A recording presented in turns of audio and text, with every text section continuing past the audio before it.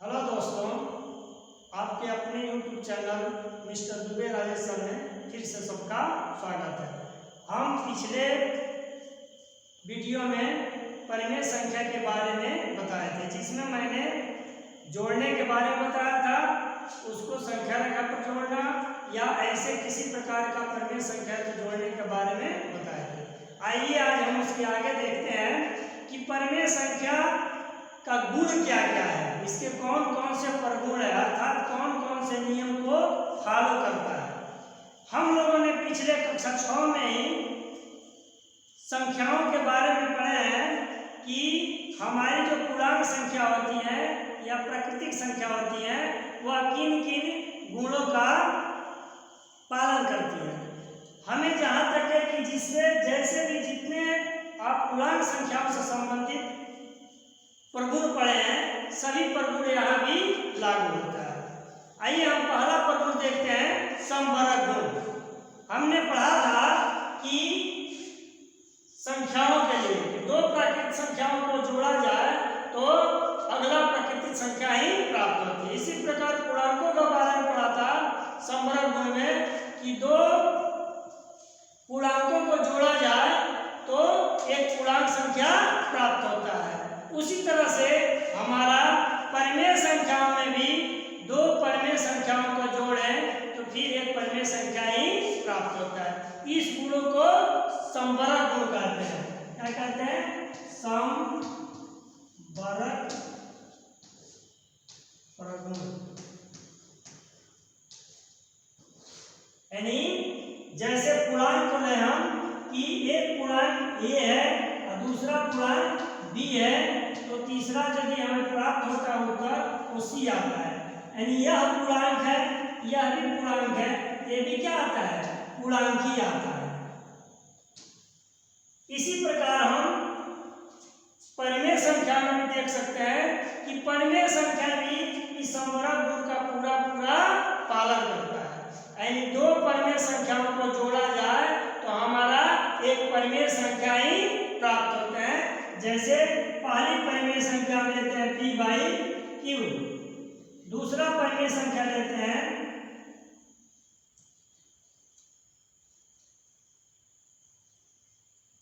r by s। तो इसका यदि हम जोड़ें तो t बाई क्यू प्राप्त होता है, जहां p बाई क्यू क्या है? एक परिमेय संख्या है। r बाई s भी क्या है?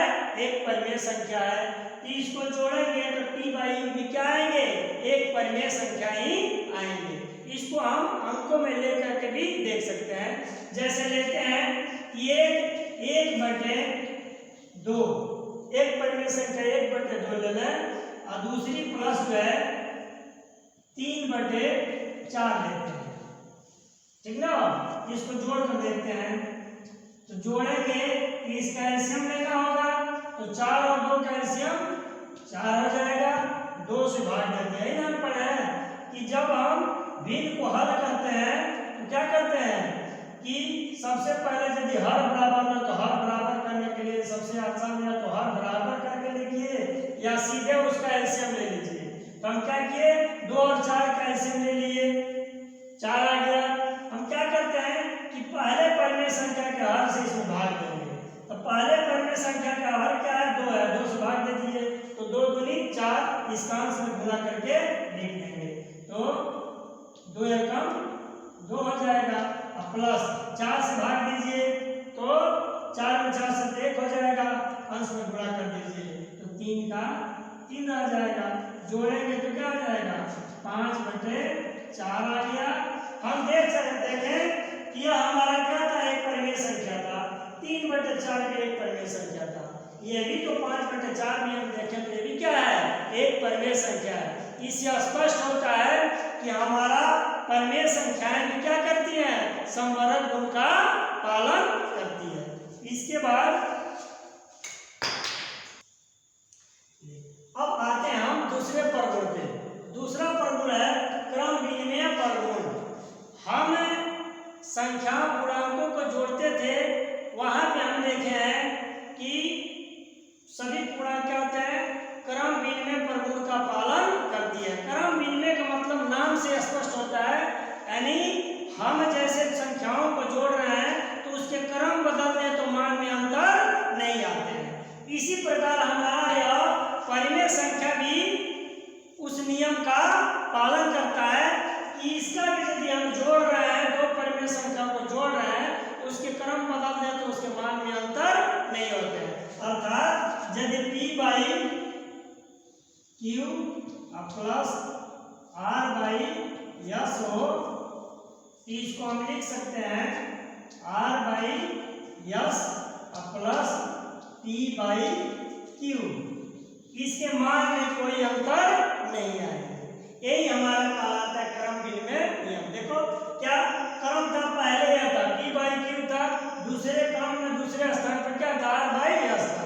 हम क्या किए, इसका क्रम बदल दिए, R बाई यस को पहले ले लिए, P बाई क्यू को बाद में कर दिए, इसके मान में अंतर नहीं आते हैं। आइए आप इसको एक उदाहरण लेकर देख सकते हैं। देखें कि एक लेते हैं 2/3 प्लस 3/4, ठीक ना। इसको हम जोड़े तो इसको ऐसे भी लिख दें कि 3/4 को पहले लिख लें और बाद में 2/3 लिखें, इसके मान में अंतर नहीं आता। आइए हम दोनों पक्ष को हल कर देते हैं, वास्तव में अंतर आते हैं कि नहीं आते हैं।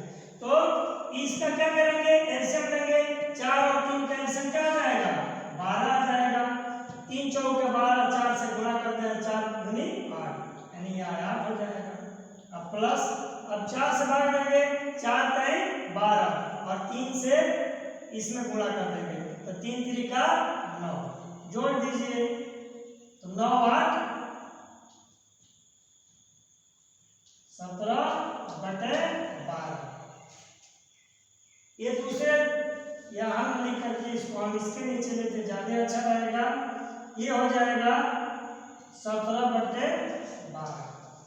इसी प्रकार हम इस पक्ष को भी हल करते हैं, इसका भी एलसीएम लेंगे तो क्या आ जाएगा, 12 आएगा। फिर यही क्रिया करेंगे, 4 से भाग दीजिए, 4 3 12, 3 से गुणा कर दीजिए तो 3 3 का 9 और प्लस 3 से भाग, 3 चौका 12 और 4 से दोनों 4 दूनी 8। इसका भी मान हम देख रहे हैं कि 9 8 17/12। ये स्पष्ट हो रहा है कि इनके दोनों मान में अंतर नहीं आते। ये हम स्पष्ट होते हैं, हमें निश्चित होना चाहिए कि ये परिमेय संख्या भी क्रम विनिमय नियम का पालन करते हैं। हो सकता है आपके दिमाग में आता हो कि इसकी जरूरत क्या है। बहुत बच्चे ऐसे पूछते हैं कि प्रगुण की कोई जरूरत तो है नहीं, लेकिन है जरूरत, क्योंकि हम लिखते हैं तो अक्सर आप पूरक भी करते होंगे। आप लिखते हैं कहीं, आप पहले को लिखते समय बाद में लिख लिए तो आप परेशान हो जाते, कहीं गलत नहीं हो जाए। इसके लिए परेशान होने की जरूरत नहीं है, वहाँ इसी नियम का हम फॉलो करके दिखा सकते हैं। नहीं, हम क्रम बदल दें तो परिमेय संख्या के आंसर में अंतर नहीं आते हैं। इस प्रकार हमारा यह परिमेय संख्या दूसरा क्रम विनिमय नियम का भी पालन करता है। आइए इसके बाद हम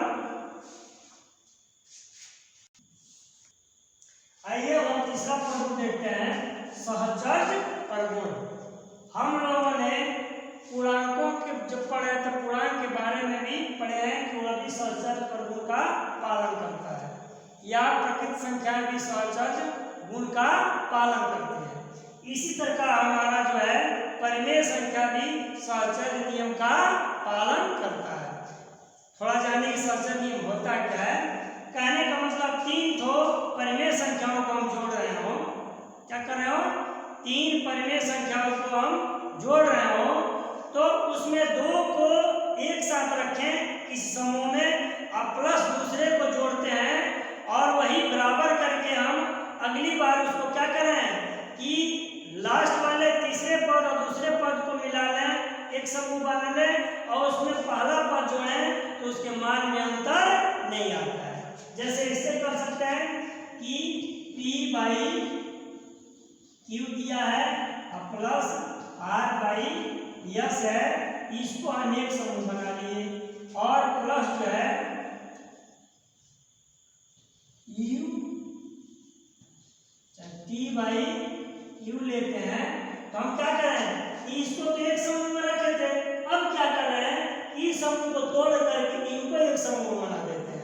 अर्थात हम ऐसा कर रहे हैं कि P प्लस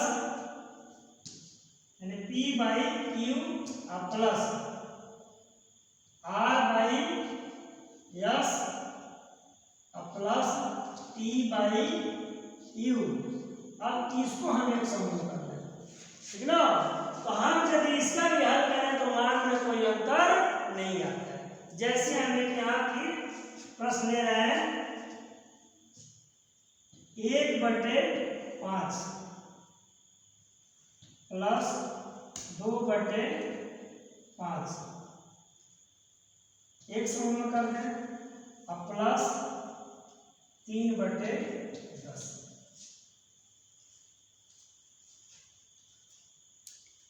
इसको इस तरह से लिखे यदि 1/5 और ये दूसरे समूह में हो जाएगा तब 2/5 अथवा 3/10। हम दोनों को हल करके देखते हैं कि इसका मान कितना आता है, इसका मान कितना आता है। यानी यदि ये दोनों का मान बराबर आता है, ये स्पष्ट होता है कि हमारा जो परिमेय संख्या है सर्वचर नियम का पालन करता है।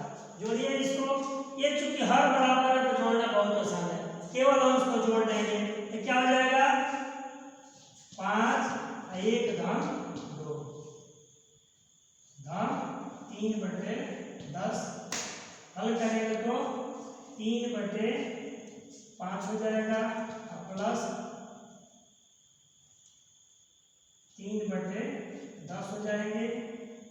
हम इसको हल करें तो इस बार इसका एलसीएम क्या हो जाएगा 10 हो जाएगा, और 5 से बाद 5 दूनी 10 तो 2 जाए 6 आधार 10 से 3 कम 3 यानी 3 ही रह जाएगा। हल करेंगे तो क्या हो जाएगा 6 3 9/10 आएगा। आइए हम इधर भी देखते हैं 1/5 का तीव्र रहने दीजिए प्लस इसको क्या करेंगे जोड़ देंगे, यहाँ एलसीएम लेते हैं तो 10 हो जाएगा। हल कीजिए 5 दूनी 10 2 दूनी 4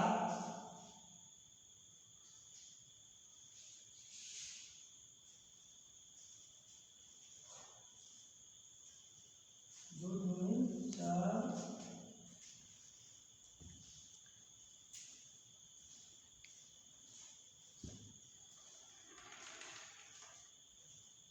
प्लस 3 ये हो जाएगा 1/5 प्लस इसको जोड़िए 4 3 7 हो जाएगा 7/10। पुनः एलसीएम ले लीजिए तो क्या हो जाएगा 10 हो जाएगा, और यहाँ 2 से भाग 5 से भाग 5 दूनी 10 2 से इसमें गुणा कर 2 एकम 2 प्लस 7 ये भी क्या आ गया 9/10। इससे स्पष्ट हो रहा है कि हम इस पक्ष को भी हल किए तो 9/10 ही आ रहा था, इस पक्ष को भी हल किया गया तो 9/10 ही आ रहा था।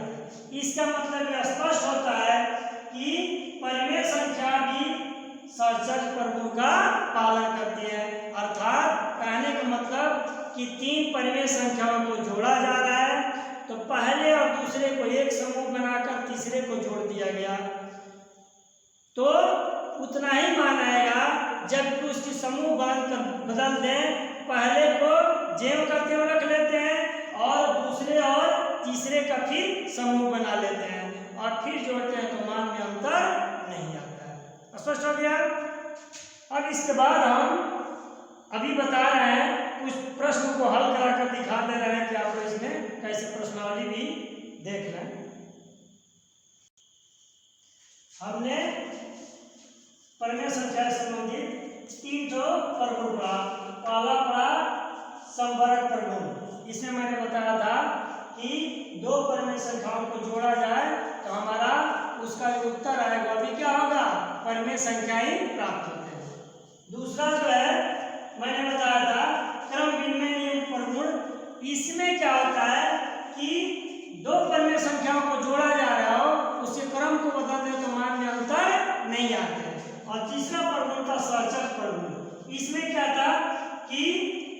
अर्थात तीन ठो में से परिमेय संख्या को जोड़ रहे हो जिसमें दो को एक समूह में रखे और उसमें तीसरी जोड़ते हैं, उसी को यदि पुनः हम क्या करें कि पहले में जो है बाद के दूसरी और तीसरी के समूह बनाकर जोड़े तो मान में अंतर नहीं आता है। ये हमारा तीन ठो परगुण हो गए। इससे हम कुछ सवाल आपको दिखा रहे हैं कि जो अभ्यास करेंगे तो ऐसा मिलेगा। जैसे कैसा हो सकता है कि पूछा जा सकता है कि 2/3 अधान 1/3 दिया है, क्या इसका आंसर परिमेय संख्या ही आएंगे? अर्थात 2/3 एक परिमेय संख्या है, 1/3 भी परिमेय संख्या है। तो बताइए कि इसका जो उत्तर आएगा वह जो है परिमेय संख्या है कि परिमेय संख्या नहीं है। तो क्या करेंगे, सबसे पहले जोड़िए, इसको जोड़ेंगे तो 3 और 2/1 अर्थात 2 1 3 3/3 काट सकते हैं, 1 हो जाएगा। 1 के हमारा क्या है परिमेय संख्या, क्योंकि 1/1 लिखा जा सकता है, ये भी क्या है परिमेय संख्या। इस तरह से सत्यापित हुआ कि दो परिमेय संख्या को जोड़ा जाए तो परिमेय संख्या। इसे हम देख सकते हैं, कोई सवाल आपको ऐसा मिले कि दिया रहेगा कि दो परिमेय संख्या दिए रहेंगे, पूछेगा कि इसका हल करने पर परिमेय संख्या प्राप्त होगा कि नहीं, तो उसमें सीधा लिखिए कि आप परिमेय संख्या प्राप्त होंगे। ठीक, कुछ ऐसे भी आपको प्रश्न मिलेंगे कि उसके क्रम को बदल करके दिया रहेगा और कहेगा कि सत्य है कि सत्य नहीं है। जैसे 2/3 अधान 3/4 बराबर 3/4 अधान 2/3। यह बताइए कि यह सत्य है कि सत्य नहीं है। ठीक ना, हम क्या करेंगे, इसको जोड़ लेंगे और इसको भी जोड़ लेंगे और जोड़कर दिखा देंगे कि दोनों के मान बराबर आते हैं। अर्थात इसमें कौन सा नियम पूछा जाए, कौन सा नियम काम कर रहा है, तो आपको तुरंत बताइए। ये चूंकि क्रम बदल दिया गया, क्या किया गया है, क्रम बदल दिया गया। अर्थात इसमें जो परगुण लगा है कौन सा परगुण पालन कर रहा है, क्रम विनिमय परगुण का पालन कर रहा है, सत्यापित कर रहा है। तो जोड़कर दिखा दीजिए, 4 3 12 8 4 दूनी 8 अधान 3 3 9 यानी 17/12। इसको ऐसे देख लीजिए, 4 3 12 3 3 9 अधान 4 दूनी 8, हल करेंगे तो भी आएगा 17/12। यानी यह सत्यापित हुआ कि ये क्रम भले बदल दिया गया, मान में अंतर नहीं है। तो दोनों हमारा क्वेश्चन के आंसर दो मिल सकते हैं। एक तो इसे क्रम विनिमय नियम का पालन करें, पूछा जाए कौन सा नियम लागू हुआ है तो क्या बताएंगे, क्रम विनिमय नियम का लागू हुआ है।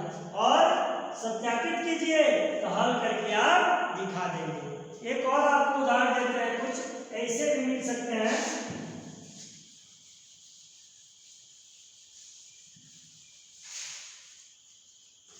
जैसे दिया हो a + b बराबर -6/7 दिया है, तो पूछ दे कि b + a का मान बताओ। b + a बराबर क्या होगा, यानी ऐसे भी क्वेश्चन दिए सकते हैं। a + b का मान कितना है, -6/7 है। तो बताइए कि b + a का मान क्या होगा। तो आप क्या देख रहे हैं, या सीधे देख रहे हैं क्रम विनिमय नियम का पालन किया गया है।